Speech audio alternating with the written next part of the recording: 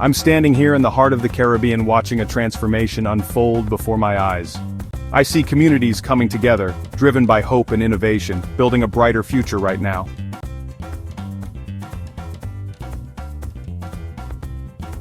I'm witnessing a surge of new opportunities, clean energy lighting up homes and young minds blossoming with education and creativity.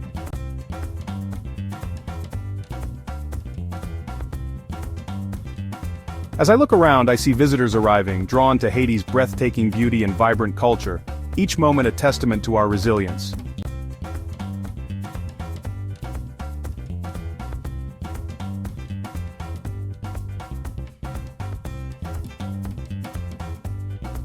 Right now, Haiti is becoming a symbol of what's possible when we unite, innovate, and embrace the future with open hearts.